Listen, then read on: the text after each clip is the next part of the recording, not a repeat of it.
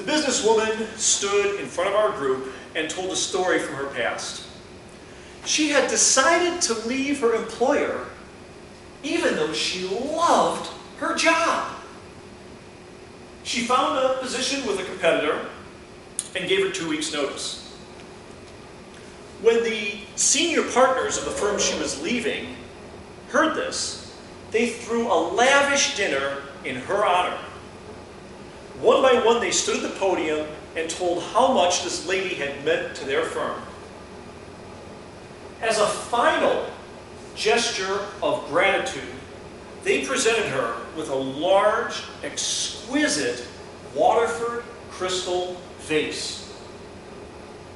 As she showed us the vase, her eyes grew moist and her voice began to crack. And she said, "The ironic thing is that the reason I was leaving the firm in the first place is because in 6 years there, at that same firm, I had never once felt appreciated." I want to talk to you today about 2 of the most powerful words that we can ever say or hear. And those 2 words are quite simply, thank you. The power in these words lies not only in what happens when we express them to others, but what they can do to us as well. How important is thankfulness? In 1789, George Washington issued a proclamation declaring a national day of Thanksgiving. In 1863, Abraham Lincoln started an annual tradition of U.S. presidents to set aside the last Thursday in November as a day of Thanksgiving, and in 1941, the U.S. Congress made it a permanent national holiday. The second of Dale Carnegie's famous principles for how to win friends and influence people is to give honest, sincere appreciation. He actually goes on to reiterate that principle and that theme in 4 of his other principles in various forms. But what if I don't feel thankful? Unfortunately, in our self-centered, affluent culture today, that's very often the case. We can't honestly express gratitude to others if we don't feel it on the inside first. So how do I become thankful? The great philosopher, Martin Heidegger, equated thinking with thanking. In simple terms, it means thinking about all that we have to be thankful for. Take this gathering here today. Whether you came by new car, used car, junker car, public transportation, even if you had to walk all the way here today, you have something to be thankful for. You had the mental capacity, the physical mobility, and the social freedom to be here. If you can see and hear me, you have something to be thankful for. All of you appear to be wearing clothes, and it doesn't look like many of us have missed too many meals. But we could go on and on. We're doing better than about 90% of the world's population. That's not something to feel guilty about, but it's certainly something to feel thankful for.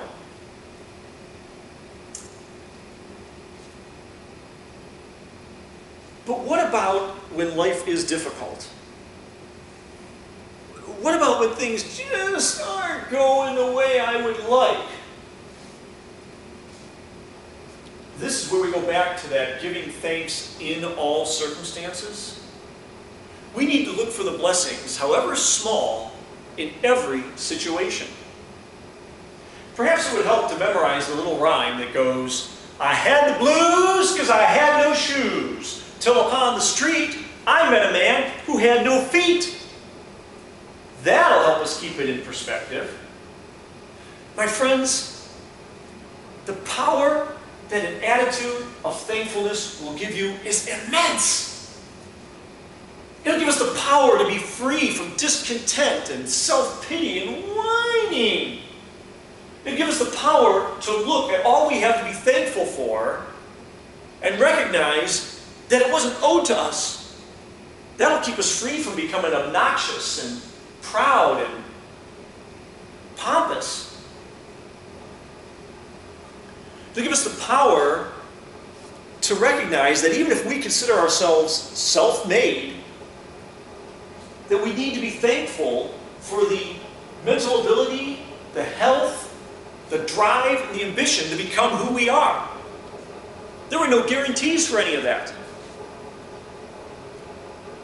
But just like love, thankfulness is of only limited value if it's merely internal.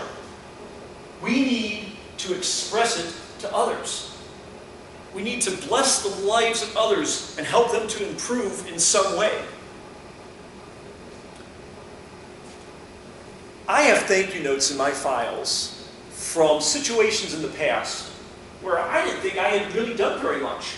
But the person took time to write me a little note of gratitude. I treasure those. I don't have much on my dresser at home, but I have something I printed out and cut out from my daughter's Facebook, where in the middle of talking about something else, she spontaneously goes off on this tribute of thanks to my wife and I. I will treasure that as long as I live. There are immense practical benefits to thankfulness as well. For those of you who are sort of the bottom line types, think back to the situation I opened with.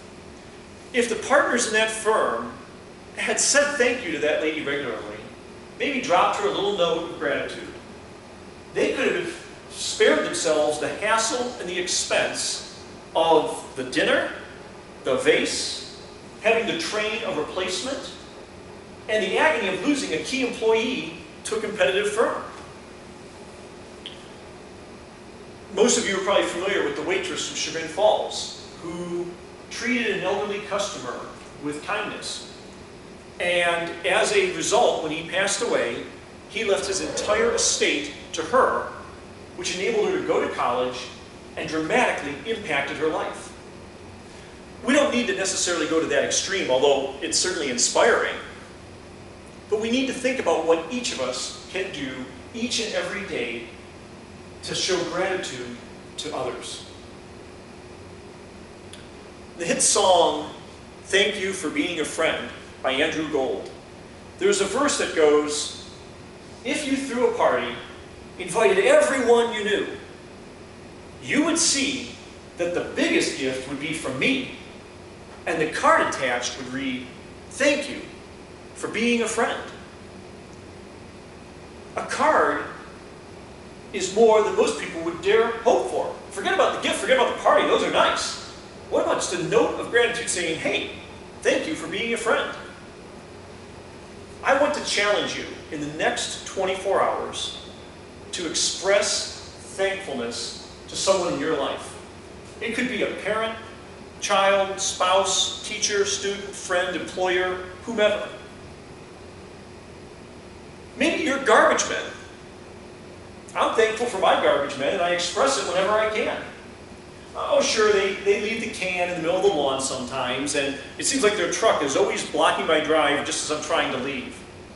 But I don't want to deal with the nasty stuff that they have to deal with every day, and I'm grateful to them. If you want to see shock and pleasant surprise on someone's face, try to arrange to be home when your garbage is being picked up, and go out and say, "Hey, thanks, guys," or give them a little note, or maybe a little bag of homemade cookies. You will make their year. Don't let another day go by without expressing thankfulness. In the book of Proverbs, it says that pleasant words are a honeycomb, sweet to the soul and healing to the bones. Wouldn't you like to sweeten someone's soul and heal their bones today? Don't let another day go by without discovering an internal attitude of gratitude, then expressing it to others, and discovering the power of thankfulness.